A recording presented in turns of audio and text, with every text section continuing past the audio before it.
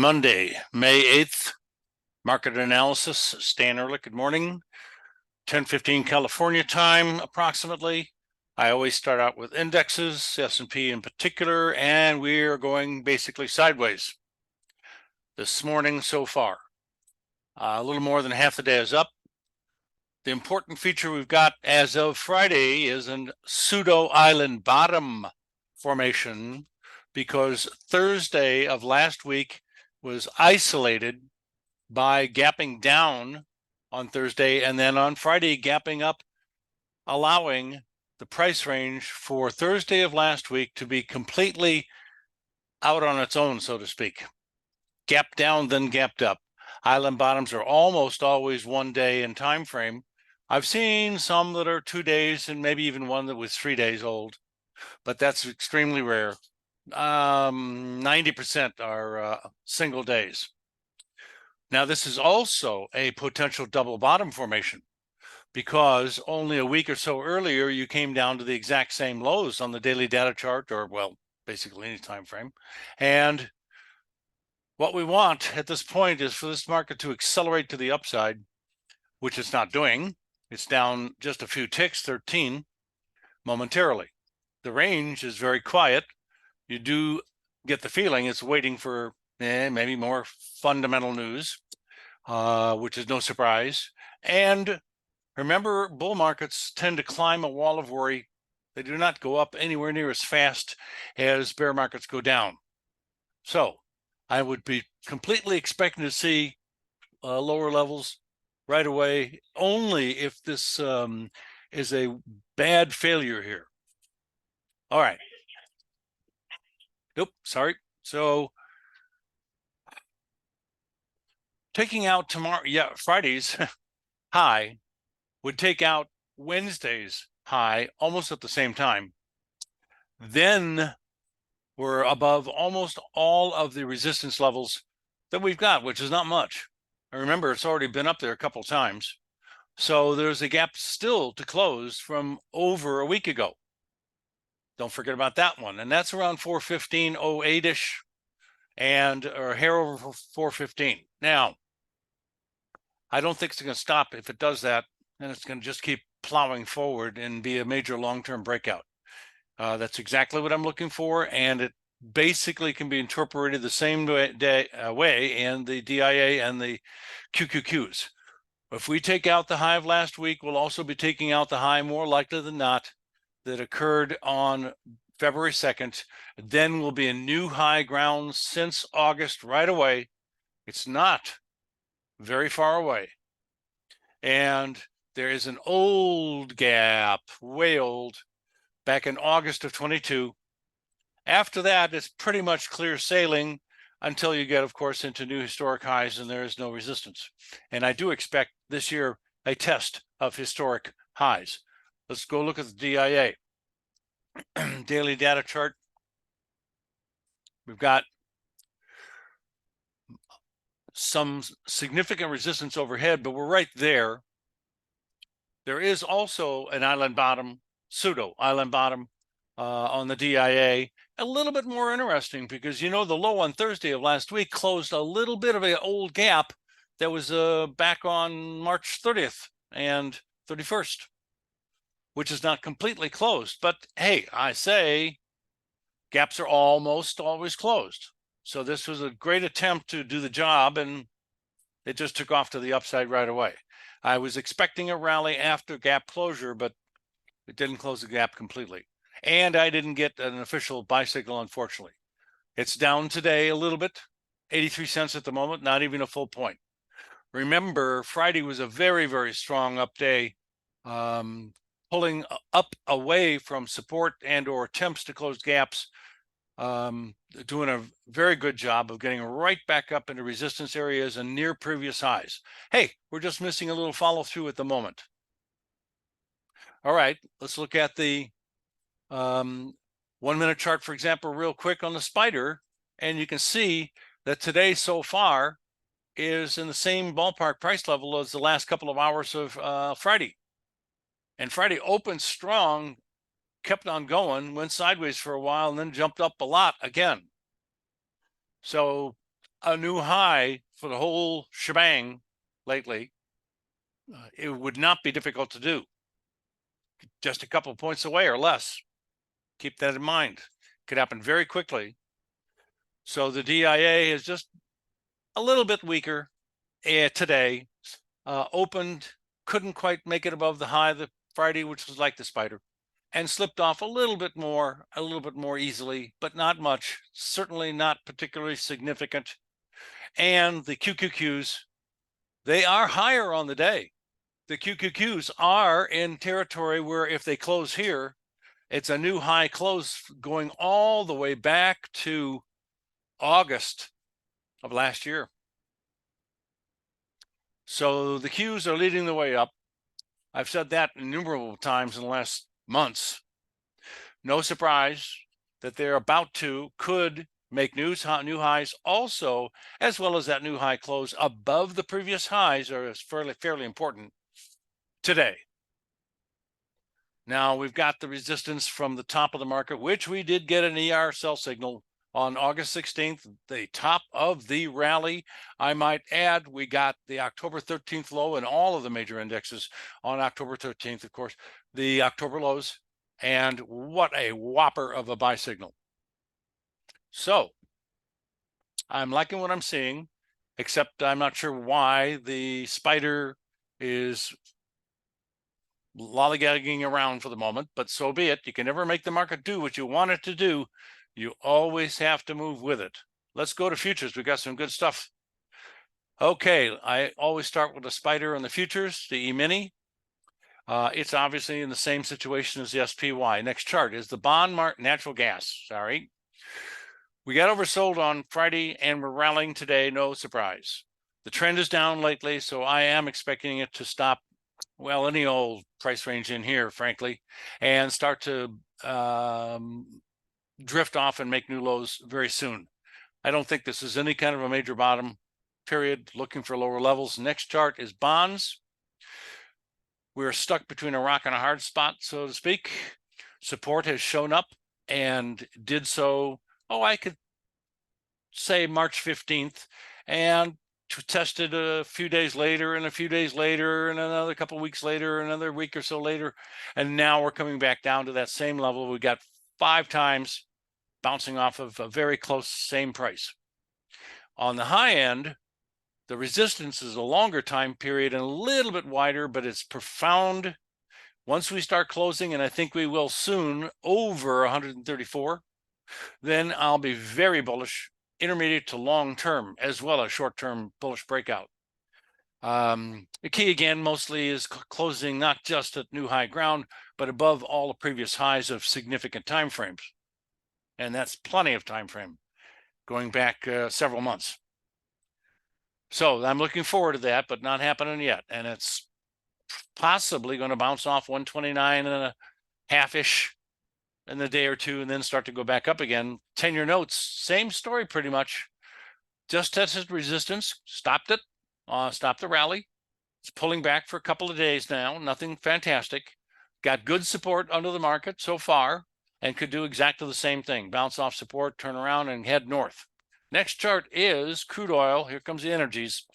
We got very oversold on last Thursday's break, but bouncing off of support, the previous low back in March, and closing darn near higher on the day after a big break.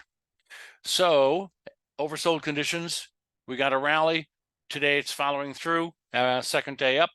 And I suspect that we could get back up to the resistance area at 82 3/4 again.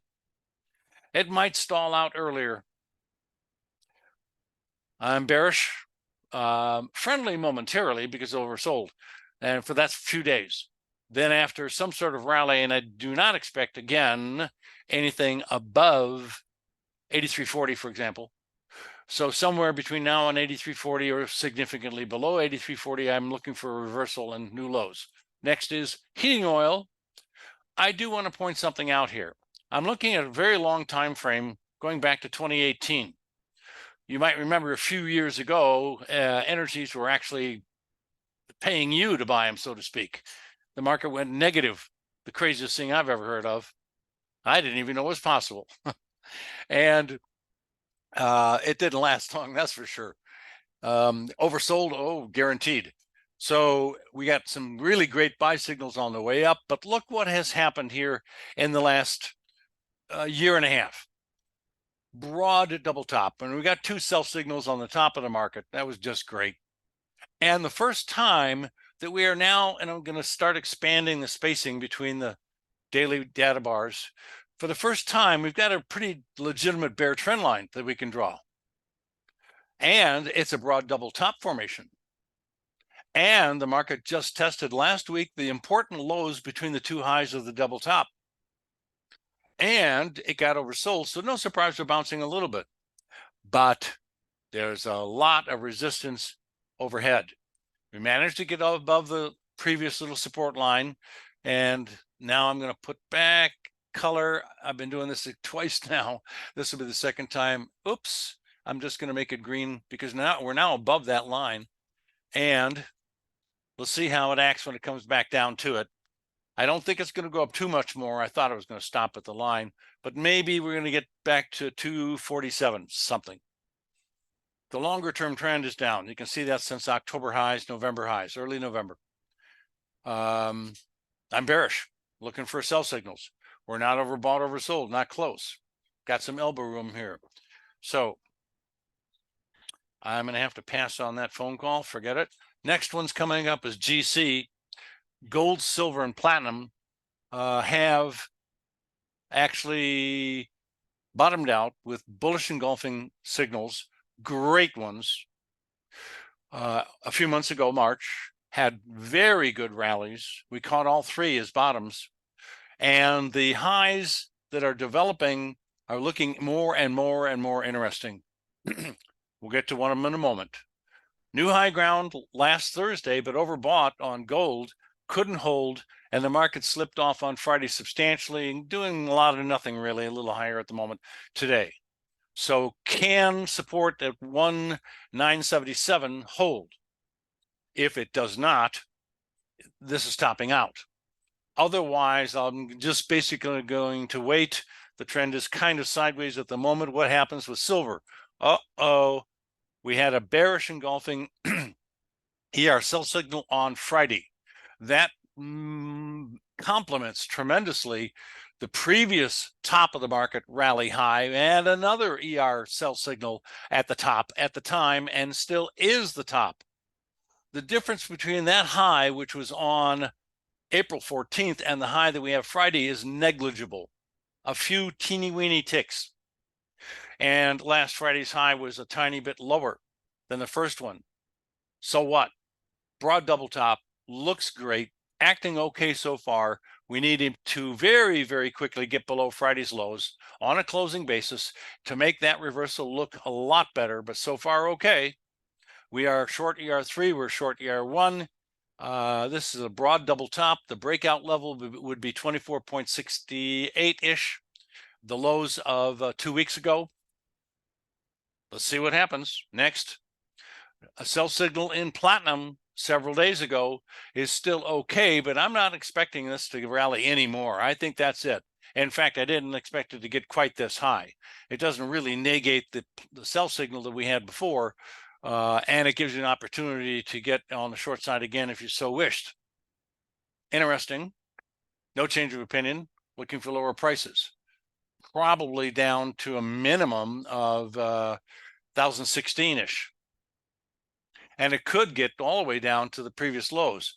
Remember, this also has a very broad double top formation in platinum, with our last high in January 10th, 11th, that is, with a ER bearish engulfing on the top of that move. And I got to tell you again, the bottom, February 27th, some fantastic signals lately, created a broad double top. That's it. Now, the breakout is way down 912 for that formation, but it could very well do that. Let's see what happens. This could be a very, very low risk new short sale price range right now. Next chart is high grade copper. Buy signal starting to work very nice today. We had one on Thursday of last week. It's coming around just great. What the heck can I say? oversold conditions just before the buy signal on the ER trading system, and up we go. I would be expecting a test of overhead resistance, not just the beginning of it, but probably through it and around the top of it. I'm going to say 416-ish. Next chart. Soybeans. Great buy signal for 2 days, but it did make a lower low last week. And now it's trying to, and did make a new high since the buy signal, and it's currently lower on the day slightly. I'm modestly friendly, but the big picture is a sideways trading range for the year so far, and a little bit further back than that. I'll be waiting for other signals. Next, bean oil. We got a great buy signal a few days ago. Today's a higher high for the move up since then, with a current quote a little lower on the day. I'm looking for higher levels. Not much though. Remember, this is a bear trend since the top of the market back in November. We got a great, huge, perfect buy signal for a nice rally of about a month's time frame, and nothing else since of any consequence. So will this buy signal work out? Great so far. Hey, today's the highest high since the buy signal, and the current quote is just a little lower in the day. So far, so good. Next chart.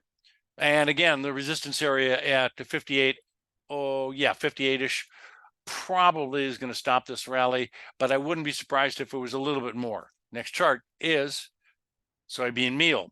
Bounced off support, great support level, fairly old, got a good history.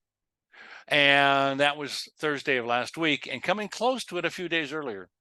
So today is a brand new buy signal, the first day, and it has just bounced off of support, and it has been oversold in the last couple of days. So this one looks really interesting. I'm looking at a risk probably of around 15 bucks or less at the most. And of course, our trailing STS smart trailing stop moves very quickly in our favor. And it's a brand new buy signal today. So what are we going to get out of this if it works? We're going to go back up to, well, it already did that. So 437 is not much, but that begins a little bit of a problem. But I don't think it's going to stop it. I'm having a much better objective of around 458, 459, a couple of weeks. We'll see what happens. Brand new signal today, soybean meal. Next, Wednesday of last week, we got a great buy signal off of the corn previous lows of March with a bullish engulfing, and we almost bought the low the next day. And today is a new high and possibly a new high close. We're not even close to overbought. Boy, do I love what I see. Next, I got the same commentary almost exactly for wheat. Got the bottom, new high for the move, but slightly lower on the day at the moment. Got nothing bad to say about this. That's going to go up and test resistance and could get a lot better than that. Remember, some of these signals are incredibly profound, and I don't necessarily have that feeling about them when they happen. Now, the sell signal that we did get at the top of the war, starting of the war, March 8th of 22, was a blow-off top like I've seen not since the Russian grain deal. It's 1972, 73, 74 timeframe. And that's when I started in this business in 71. So I've seen this before. I saw that before. And it may not happen again for decades. It's just incredible. It changed the exchange rules. It changed the rules in the industry, period. For the moment, I'm friendly and looking for higher levels. But again, it's a bear trend. Next chart. We caught very close to the top of the market on a bearish engulfing in live cattle. Last week, we saw new lows, and we're going sideways today pretty much, looking for a little bit lower levels. We did test the first support level, and the trend is up. So if you're short, I would be having relatively tight stops. The trend is still basically up. This looks like a correction in a bull trend that may have even finished, although it could make it a little bit lower without doing any damage to the overall trend. maybe down to 158.9. Yeah, something like that. Next chart, live hogs. Coming close to a buy signal, maybe. Trend is down.